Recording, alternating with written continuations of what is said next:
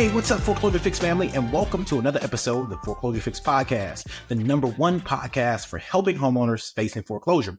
As you know, our goal is to help 1 million homeowners successfully navigate foreclosure. If that mission resonates with you, you know what to do. Like, subscribe, or share our content with someone who you know can benefit. Or better yet, get a copy of our latest book called The Foreclosure Fix, 12 Proven Steps to Beat the Bank, Escape Foreclosure, and Turn Your Property into a Profitable Asset. I'm your host, DJ Olojo, and on today's podcast, we are going through some case studies. We often get feedback from listeners that the part they like about the podcast the most is our bow tie round and the wildest or most interesting foreclosure-related stories. And so today, we thought it would be a great idea to go through 4 different case studies of foreclosure situations that we or people in our network have encountered and tell you what we would do differently and how the homeowner could have avoided foreclosure or how they successfully navigated that situation. So y'all listen, stay tuned, and get ready because we got 4 interesting case studies for you today. The first case study comes from a broker friend of mine who told me about this unique and interesting situation. And she actually was involved in this case study. Now, she wasn't the one going into foreclosure, but she was a party to the transaction. And what I mean by a party to the transaction is she was somebody who was actually involved in it. And so basically, the way this story plays out is the way many stories that we come across play out. They have been encouraging, when I say they, this broker friend of mine and her siblings were encouraging her dad to write a will. And in that process, he did not do it.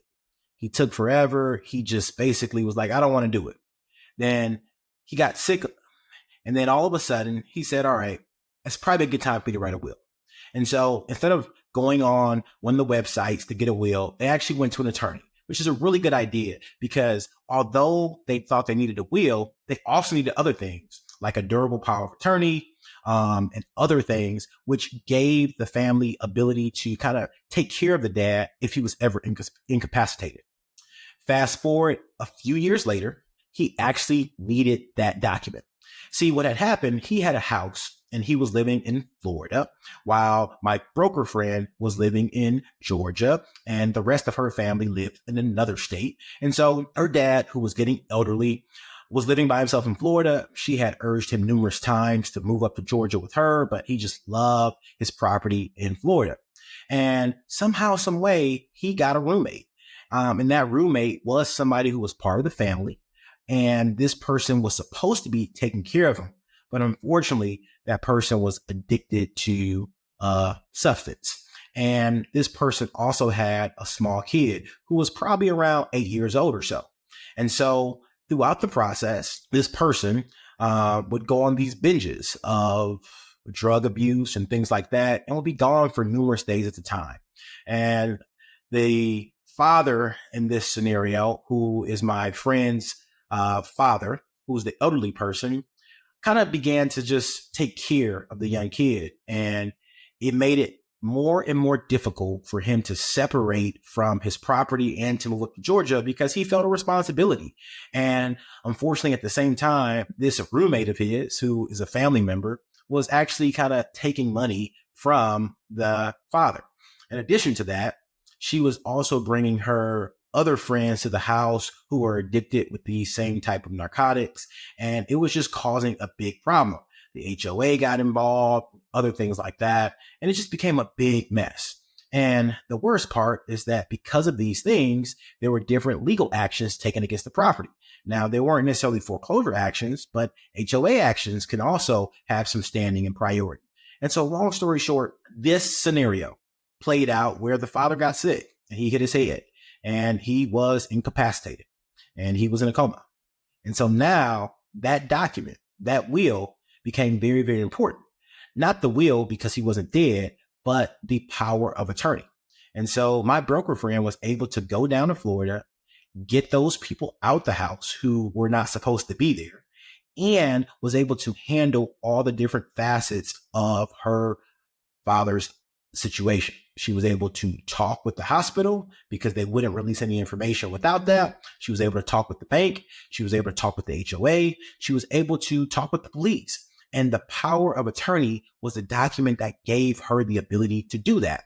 And in this scenario, she was able to successfully help her dad transition to Georgia. She was able to successfully sell the property. She was able to take care of all these different things that would have ended up in her property and her father's property being foreclosed on because she had a power of attorney. And so in this scenario, in this story, the only thing that I would do differently is I would try to get that document drafted much sooner than she did. Luckily for her, at the urging of her family, her father was able to get that document drafted before he needed it.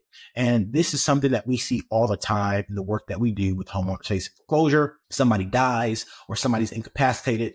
Nobody can pay the bills for them. Nobody can help them because the bank won't give you access to that information unless you are part of the transaction.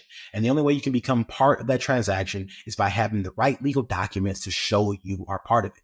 And so in that case study, it is very, very important that you make sure you have a power of attorney for you and your family and have a will. These are basic documents that can save people a lot of heartache should something happen to you. Nobody's promised tomorrow. And it's so important that you have this stuff available because it makes life easy for the people who need to take care of you if you're sick, or if you pass away, it makes life easy for those who are mourning your loss. All right. That being said, case study number 2 comes from a situation in my own backyard in Georgia. So there was a homeowner who was facing foreclosure in the metro area of Atlanta. And this homeowner said, okay, I just need about $30,000 or $40,000 to catch up my mortgage. And I think if I can get that money, I can start paying again and it will be okay. But obviously they didn't have $30,000 or $40,000. They had been in arrears so much that that's what their reinstatement amount was. And they didn't have that money available. And so a local investor reached out to them saying, hey, I want to buy your house. And so instead of selling their house to the local investor, they did an option with the local investor. And basically that option was that for the $40,000 they needed to reinstate their mortgage, this investor would give them the money and they would make him, payments. And over the course of 6 months, that they would pay him a certain amount of money each month. But if they missed any payments, then he would be able to buy the house for a specific price. And so that's an option contract. Basically, it gives somebody the option to purchase your property for a specific price at a time in the future by giving you some type of consideration. So in this scenario, the investor bailed him out. He did everything he said he was going to do. He gave them the $40,000 and got an option on the property to buy it at a certain amount. And if for some reason he didn't exercise that option, he was going to be able to be paid out amount that gave him a nice return on his money, because these folks had a nice house. They had equity in the house, but they just didn't have the money to reinstate the mortgage. So fast forward, 3-4 months have passed and these people are paying on time. They're paying every month, which is great. But month 5 comes along and they stop paying. They stop communicating. They're MIA and things like that. And now this investor's like, hey, what's going on? They're reaching out. They're doing all the things that lenders like to do. Communicate, be proactive, reach out. At the end of the day, this person put themselves in a situation where now the lender is saying, I'm going to exercise that option. And so the lender has now started litigation to be able to exercise that option and take the property for the strike price that they agreed to. And meanwhile, this property has, a good amount of equity. So in this scenario, what's going to happen? The courts are most likely going to decide for the lender, and it's going to be a situation where this homeowner is going to get paid for their property, but they won't get paid as much as if they would have kept the contract with the person who bailed them out the situation and did what they say they're going to do. And so what could they have done differently? First and foremost, what they could have done differently is communicate it, right? Anytime you're in a situation when you know you're not going to pay, it is so important that you communicate with your lender and let them know exactly what is going on. If you can't make a monthly payment, you need to say something. No one wants to find out on the 5th or the 10th or the 20th or 30th that you couldn't make your payment. It's not my problem. It's not the lender's problem. It's your problem. And you need to communicate that. That is the big thing they could have and should have done differently to get a different outcome in that situation. Our next case study comes from a borrower in the state of New York. And if you listen to a podcast, you've probably heard me talk about different things on some of our bow tie rounds where, you have someone who is just being nefarious. They are like not communicating. They're being real elusive and things like that. So a borrower like this happened in New York. This person has a first mortgage and a second mortgage on a property. The first mortgage is probably around $800,000, and the second mortgage balance is probably around $250,000. So, you're talking about over $1 million in mortgages, but the property value is only at about $650,000 or $700,000.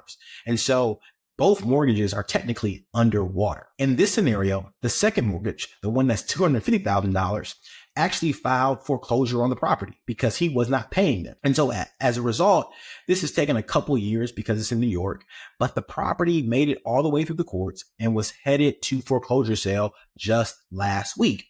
But guess what? A couple of days before the foreclosure sale, this homeowner filed bankruptcy. Yes, he filed bankruptcy. So now everything's halted. The foreclosure sale is halted and everything else. And if you don't know, filing bankruptcy definitely stops all creditors in their tracks. So if you need to use that as a nuclear option, it is available to you. However, do not do it haphazardly. You need to make sure that with filing bankruptcy comes numerous things. And this borrower had filed bankruptcy before, maybe about 10 years or so ago. And so he filed bankruptcy. And in this scenario, what is most likely going to happen is he is going to try to use the bankruptcy, because he filed Chapter 13 bankruptcy, to make payments to the first lender. And then the rest of his debts are probably going to become unsecured debts. And he still may have to make payments to the unsecured portion, but they're typically very little payments if he has to make any payments at all. Now, I'm not a bankruptcy attorney. I have dealt with bankruptcy from the lender side a few times, but these can be really tricky scenarios. And the reason I point out this situation is because, one, this borrower is in a very precarious situation because they don't make a lot of money. It's not that like they're making $300,000, $400,000, $500,000 and they're going to be able to pay a lot of money back. They're probably making only like $75,000 a year. And they're only showing that even though they make $75,000 a year, they have maybe a very small amount to pay towards over, $800,000 first mortgage. And so I'm interested to see what the bankruptcy courts are going to do in this scenario, and if they're going to allow this proposed bankruptcy plan to go through, because it doesn't seem fair to some of the creditors who are involved. A couple things I want to note on this situation. One, if this borrower really wants to keep their house, bankruptcy is not a bad choice. However, you have to always look at the ability to repay. So does this person have the ability to repay over the course of that 5-year period and pay any arrears? The likelihood is probably none. And so I doubt that the bankruptcy court is going to approve this plan. And what I anticipate happening is that the bankruptcy court is going to kick it out. It's going to delay the process by maybe 6 to 12 months, and the second mortgage is going to foreclose. And in that scenario, this person is still going to lose their house. What this person probably should have done and could have done to put them in the best possible situation is that they should have communicated with the lender. They should have told the lender, like, I want to really keep my house, and is there any way we can modify the loan? And my thought is that the lender would have looked at their situation and said, these are the things you can do to potentially modify the loan. Maybe they could have made the term a 40-year loan. Maybe they could have gave them a low interest rate. But if this person would have showed some type of good faith, they would be in a much better situation. Or this person could have completed a short sale on the house and sold the property short. But I think in that scenario, if they wanted to keep the house, they would have been kind of homeless. So if they want to keep the house, which it looks like they want to do, I think that they have to make more income. And in addition to that, they needed to communicate earlier in the process. And that would have made their lives a lot easier, probably saved them tons of money in legal fees, because filing bankruptcy, the lenders have to provide proof of claims and things like that. And it starts a big, long process that just ultimately means more money being spent, and the lenders want to recoup that. So our final case study today comes from a very ugly situation that I was personally brought into and that I actually declined to participate in. And when I say it's an ugly situation, it is a situation that I hate to see, because it just comes from someone being misinformed, uninformed, and people being derelict in their duties as brokers and as real estate agents. So in this scenario, you had a nice lady who saved up $40,000 to buy her first house. She found a house that was marketed on the MLS or on Facebook Marketplace as owner finance. And so basically what that means is that the owner of the house is financing the house to you. They own the property. They're going to give you a loan and things like that. And then you're going to pay them the monthly payment every month. You're not paying a big bank. You're paying the owner. So it's an owner finance property. That's how the property was marketed, both in the MLS and on Facebook and in numerous places and locations. Fast forward, they come to an agreement on the price. This person gives a down payment of $40,000 and they are so excited. They got their dream house. The owner gets that money, that $40,000, puts it in their pocket, and they move out and they're gone. The real estate agent gets their money, right? And their commissions. And just so you know, there weren't two real estate agents involved because this homeowner didn't have a real estate agent. There was only one real estate agent involved. But that real estate agent gets their money and they move on and they're done. The property transacts, it closes, and life is good, or at least they thought. So what happened a few months later, and this is what this homeowner did not realize, is that the owner of the property was marketing it as seller finance, but it was actually a subject to transaction. And if you're not familiar with subject to, what happens in a subject to transaction is basically when a borrower, right, has a loan. DJ has a loan on the property, and I sell the property subject to that mortgage. So that loan stays in DJ Olojo's name, but Tom buys my house and Tom is paying my lender every month. So that's what happened in this transaction. And that is not necessarily a problem per se, although the loan documents do have a clause in there that says if this loan is transferred without the permission of the bank, it could be called due in full. It is not a problem when it happens, right? Because they're not always called due, but it is a problem because everyone in the transaction did not know that was happening.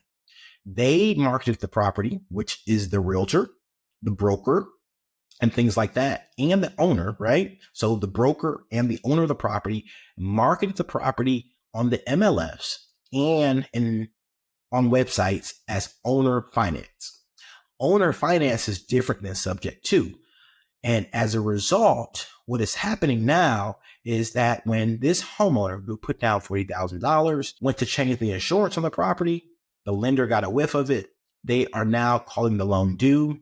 This person is slated for foreclosure and they are panicking. They are upset, as they rightfully should be. They are mad and they are hot, and they are coming after everybody. They're coming after the broker for a refund. They're coming after the homeowner for a refund, and they are pissed, and rightfully so. They basically got the short end of the stick in this transaction. And yes, if everything went right and the subject to deal went perfectly, they wouldn't be in that situation. They'll just be paying their mortgage and stuff like that. But it didn't go perfectly. And there was multiple failures in communication along the way. And so we'll see what happens. But in this scenario, she reached out to me to try to help her sell the house before the foreclosure sale. But when I looked at the math, based on what she owes, based on the value of the house, she would stand to lose money selling the house in the open market. And so that's how I got involved in the situation. And obviously I instructed her that you shouldn't pay me to sell the house for you because you're just going to lose more money. You should basically let the foreclosure happen, go after and get remedies from the broker and the owner if you can. And then in addition to that, see if the bank or the new owner will give you cash for keys to vacate the property and move to somewhere else. The good thing for her is that the property is not in her name. And when I say the property, the actual physical title of the property is in her name because it was transferred, but the loan that's being foreclosed on is not in her name. And so she won't have a blemish on her credit, but she is out of $40,000. And so in that scenario, there's a few things that this homeowner could have done differently to put herself in a better situation. First and foremost, it's her fault because when you're signing documents, you need to understand exactly what you're signing. Now, I can't put the onus on her because she abdicated her responsibility and just listened to whatever closing attorney, told her to sign what documents. You need to make sure that when you're signing your documents, you do everything possible to understand them. If you don't understand them, make them explain. And if they don't explain the way you want to, get somebody else who can explain it the way you want. It's so important. So that's the first thing that she could have changed. Number two, the next thing she could have changed is she could have and I would still do this, I would see about trying to find that owner and see about making them pay her back the money. The last thing is that she can make a claim against the broker. And all brokers have errors and omissions insurance. They carry insurance because they are responsible for what their licensees do. And in this scenario, she definitely has a strong claim against that broker. So I would make sure I would make a call to that broker or have my attorney make a call to that broker and say, hey, somebody's going to reimburse my money. Otherwise, there's going to be a problem. And y'all, that is the fourth and final case study for today. This brings me to my favorite part of the podcast, which is our bow tie round. It's where you, our listeners, get to tie one on with your host, DJ Olojo. The B in bow tie round stands for your best advice for somebody facing foreclosure. The O stands for one thing you're grateful for. And the W stands for your wildest or most interesting foreclosure related story. The B in bow tie round today, my best advice is keep listening to the Foreclosure Fix podcast. Y'all are in the right place, doing the right things, and listening to the things that you need to get you out of your foreclosure situation. The one thing I'm grateful for today, I'm grateful for Delta Airlines. Because as you see, I'm not in my normal studio. I am actually in a hotel room, and I'm about to go catch a flight back home to go see my beautiful family. And so I'm grateful for Delta because they're going to get me there on time and safely by God's grace. My wildest or most interesting foreclosure related story is, I don't know. I just gave y'all 4. See, that's the problem. Y'all are getting greedy. I don't like greedy people. Come on now. I just gave you 4 good case studies and you want more? Not this week. Check me out next week and I'll have another one for you. As always, if you like the content you're getting, like, subscribe, or share it with someone who you know can help us with our mission to help 1 million homeowners. And do me a favor. Y'all have a great day and I will talk to you soon. God bless you. The views and opinions on this podcast are for informational purposes only and should not be construed as legal advice. If you have a specific legal question, we highly recommend you contact a qualified legal professional.